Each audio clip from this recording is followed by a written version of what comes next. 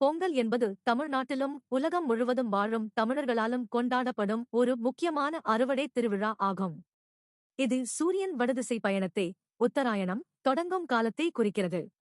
பொதுவாக ஜனவரி மாதம் நடுப்பகுதியில் கொண்டாடப்படுகிறது. பொங்கல் திருவிழா 4 நாட்கள் கொண்டாடப்படுகிறது. 1. போகி. பழைய பொருட்களை அகற்றி புதியதற்கு இடம் தரும் நாள்.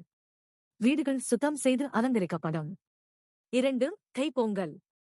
பொங்கலின் முக்கிய நாள்.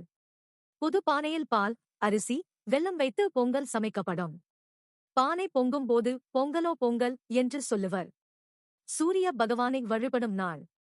3. மாட்டுப் பொங்கல். விவசாயத்தில் முக்கிய பங்கு வகிக்கும் மாடுகளுக்கு அர்ப்பணிக்கப்பட்ட நாள். மாடுகள் குளிப்பாட்டி அலங்கரித்து வழிபடப்படும். 4. காணும் பொங்கல்.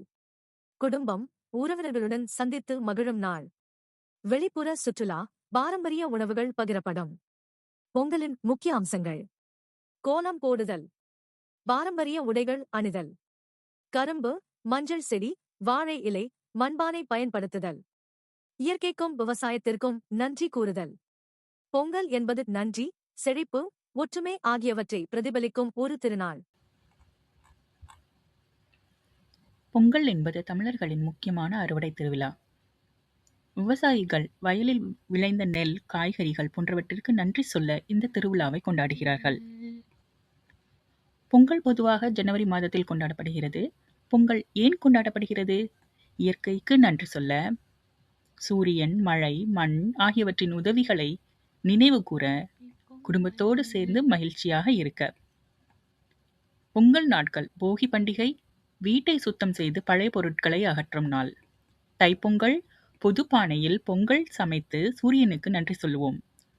மாட்டுப் பொங்கல், விவசாயத்திற்கு உதவும் மாடுகளை போற்றும் நாள். காணும் பொங்கல், உறவினர்களை சந்தித்து விளையாடும் நாள்.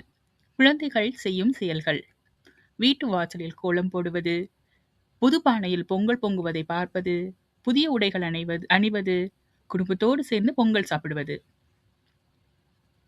பொங்கல் நமக்கு இயற்கையை மதிக்கவும் உழைப்பை பாராட்டவும் கற்றுக் கொடுக்கும் திருவிழா. தை பிறந்தால் வழி பிறக்கும். பொங்கலோ பொங்கல். பொங்கலோ பொங்கல்.